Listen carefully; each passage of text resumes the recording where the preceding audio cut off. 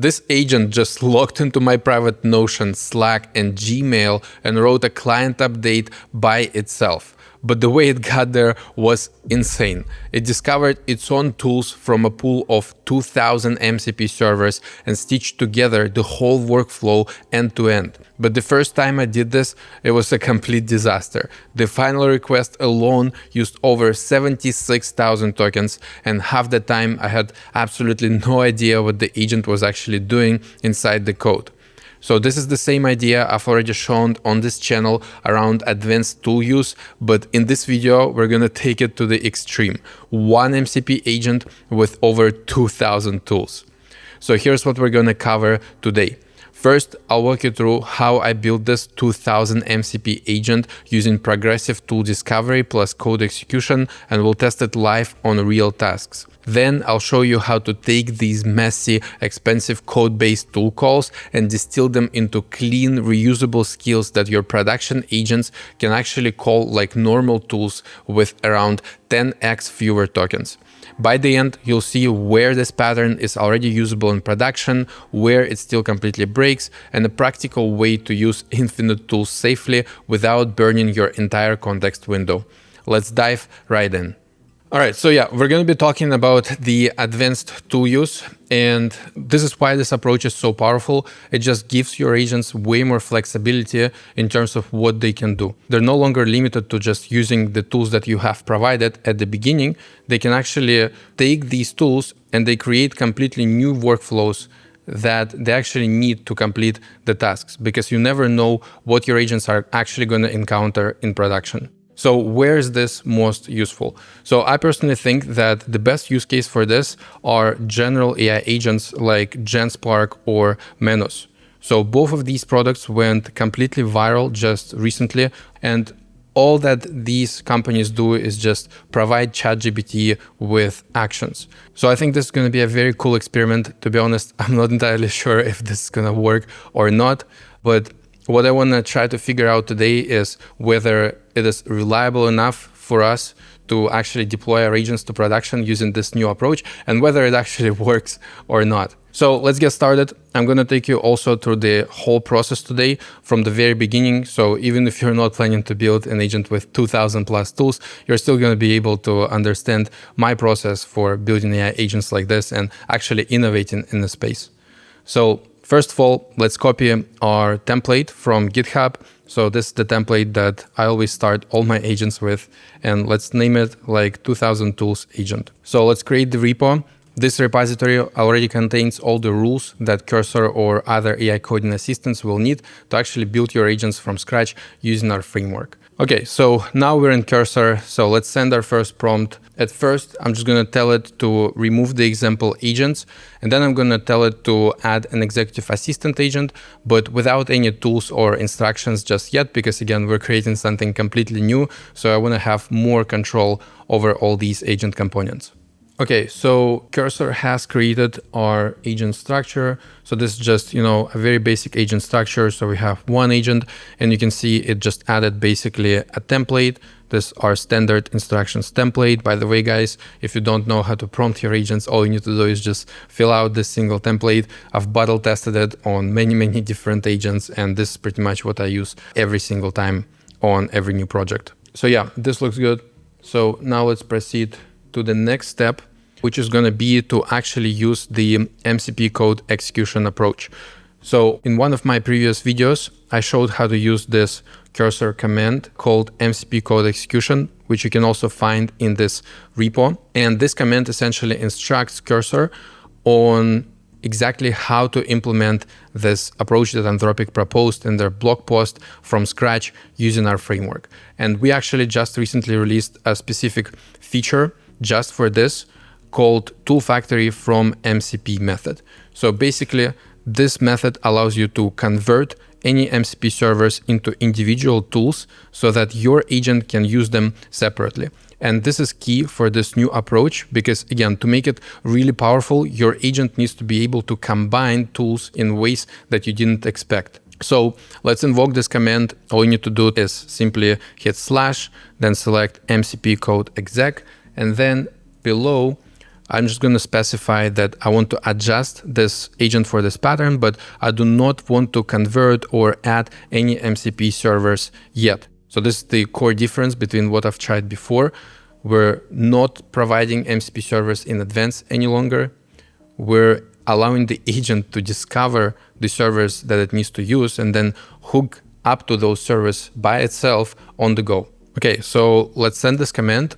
And now let me actually show you what we did and how exactly we're gonna add those 2000 tools to this agent. Before this video, I asked one of our developers to just scrape Smithery AI, which is a website where you can find a bunch of MCP servers. So they have a very big library. It's over 2000 different MCP servers, I think. And what one of our developers did is he basically just created a crawler that went through all of these MCP servers, and then the script produced a file that contains essential information about each of these MCP servers. So let me drop this file right now in the repo so you can see yourself what this looks like. So here's the final file that has all of those MCP servers. As you can see, this file is absolutely massive. It's like 300,000 lines. Essentially, it's just a JSON with all the available MCP servers out there and the tools inside those servers. So in their blog post, they also had this cookbook for tool search tool. So we're actually combining two different approaches here. It's not just programmatic tool calling, it's also progressive tool discovery.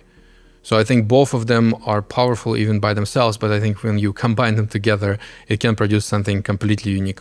So here in this cookbook, they showed how essentially you can provide your agent with a bunch of tools, and then you can only allow the agent to see the tools that it needs to see right now. So the way they do this is they basically take this JSON, so this is pretty much the same thing as I showed you just now, and then they just convert it into text, just like this. And then after that, they simply create embeddings for those tools, and then they upload them to a vector database. And then whenever agent needs to use one of those tools, before actually using that tool, it needs to first use another tool called search tools, and then that search tool only returns the matching tools for the query. So for example, if the agent needs to check the weather, it gets the get weather, get forecast, and get air quality tools, because those are the most similar to the query that the agent inserted. And then basically it just takes those tools, it finds the definitions, and then it uses them accordingly. So this is the exact same approach that we're gonna install today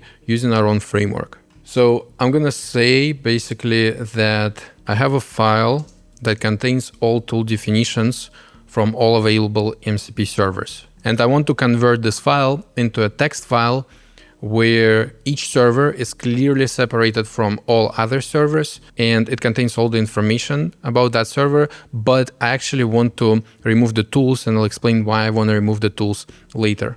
Okay, so let's hit send.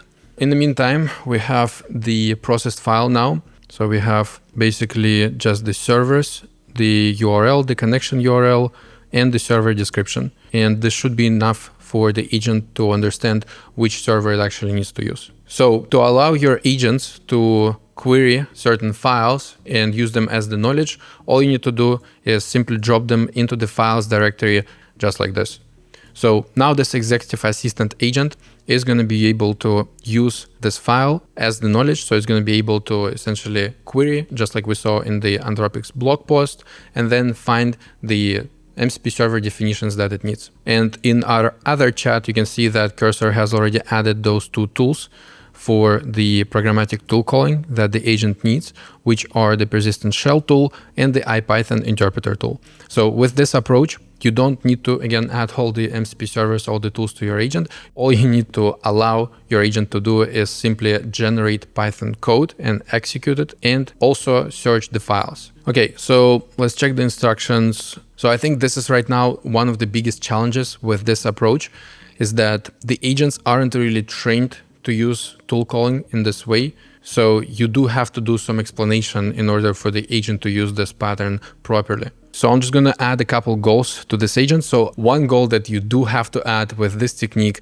is to save as much tokens as possible.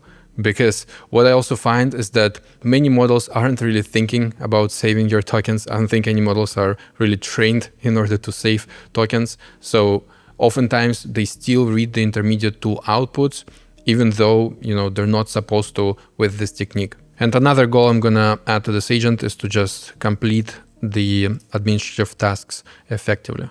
Okay, so let's go ahead and let's actually test this agent. I'm honestly not sure if this is gonna work myself. I hope that this is gonna work. Let's start from something simple. Let's just see if it can connect to one of the MCP servers.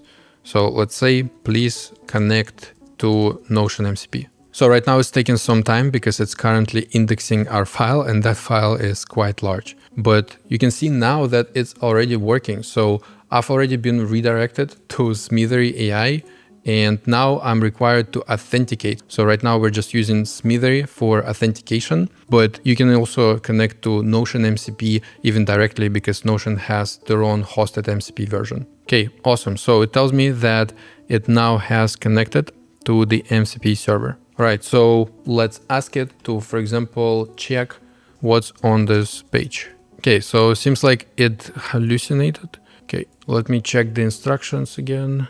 So with this approach, it's much harder to debug this because you don't see these logs and you don't see the outputs of the tools if we go on OpenAI tracing, for example, or on any other tracing platform like LinkFuse. So let's actually do that. Let's go to OpenAI tracing, and I just want to show you what this looks like. Okay, so here is our agency that's currently running right now. We can see that one of the spans is still in progress. And if we look at, for example, the IPython interpreter tool calls, you can see that now the output is actually really confusing. But yeah, this just makes it really difficult for us to understand what the heck is going on.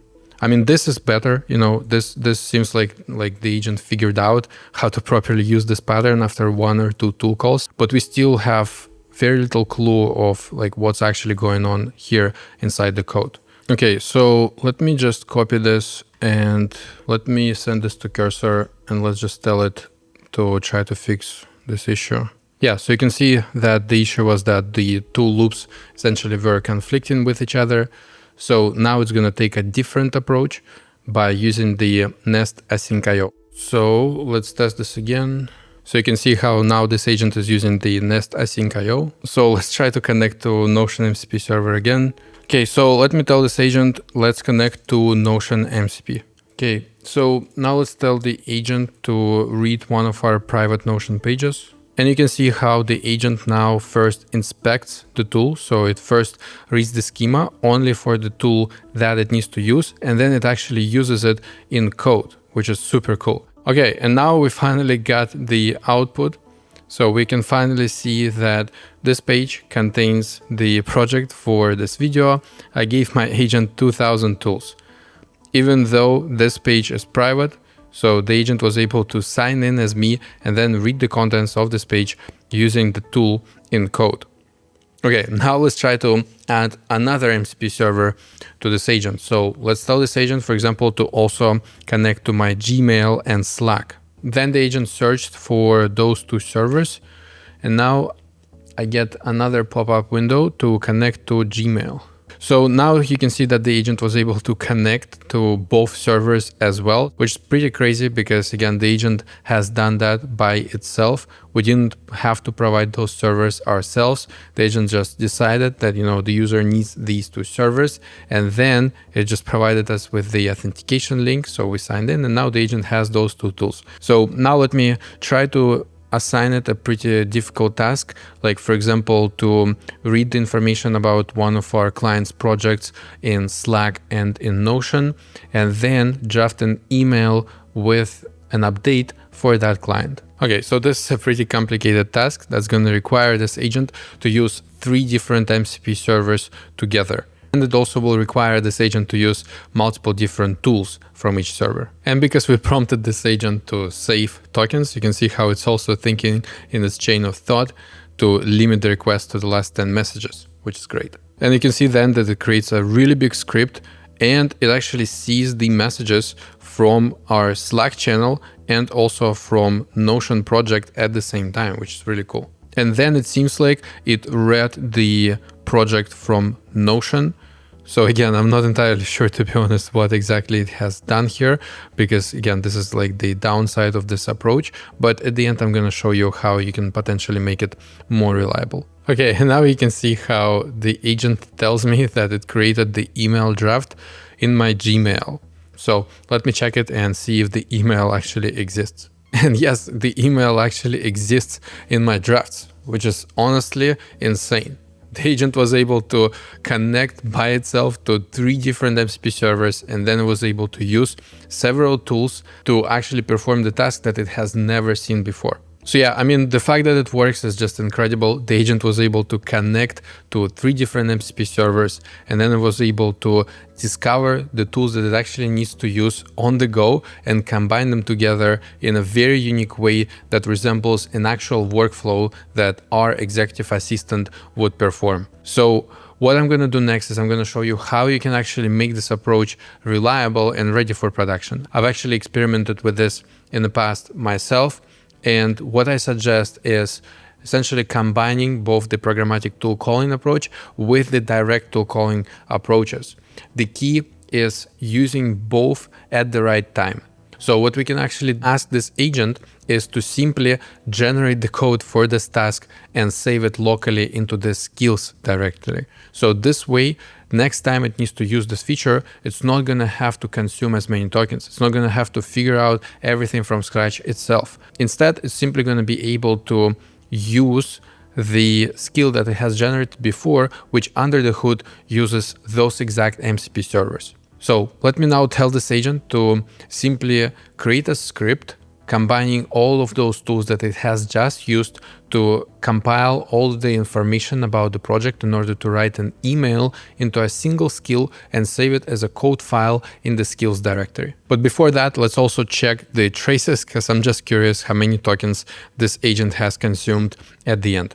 So yeah, in the last request, you can see that it has consumed over 76,000 tokens, which is definitely way too much. So it doesn't even save that much of context, if anything, using this approach right now, because again, it's all about prompting. It's really difficult to prompt this agent right, where it can execute the MCP servers in code without any mistakes.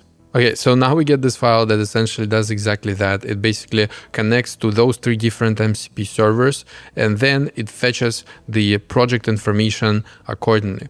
So what we can do is we can use our own main agent builder agent that we used to build the same agent and simply ask it to convert this skill into a tool for the executive assistant agent. Okay, so let's send this prompt. So now you can see how the agent created 2 different tools. So I decided to split them. The first one is to compile project info that uses our Notion and Slack MCPs. And then it also created the draft project email tool, which uses the Gmail MCP. So now let's try to run this agent again and let's just try to see the difference. And then you're going to understand why I'm so excited about this. And you can see how now the agent just uses the tool that we have just created. It simply inserts the Notion page URL and the Slack channel ID, and then it gets all the information from that project. And then after that, it calls another tool to draft the project email. You can see this new email in my mailbox as well. And if we look at the traces, you can see that now the agent consumed only 8,000 tokens, which is 10 times less. Okay, so in conclusion, is this ready for production? Well, to be honest, I think there is still a lot of work to do in programmatic tool calling in order to actually make it usable for real production AI agents. But I do see this as the direction that we need to go in. So what I recommend is that you use programmatic tool calling during the development of the agent. So you kind of experiment with an agent, you see how it uses different tools, and then you simply ask the agent to save the code for the workflows that it performed in the skills directory. So this way you kind of get the best of both worlds. You have an agent that can adapt based on circumstances, that can create really complex flows using actual experience from real tasks. But at the same time, it's a lot more reliable because you're not allowing the agent to just run open-ended code, and you can actually verify what the function that the agent is performing is doing in advance. So stay tuned for more advanced techniques just like this on this channel. I'm definitely going to be experimenting more with this, and I'm excited to see what you guys also built with this. So let me know in the comments if you have tried this approach before, and if you have succeeded, make sure to share it in our school community. Thank you, and don't forget to subscribe.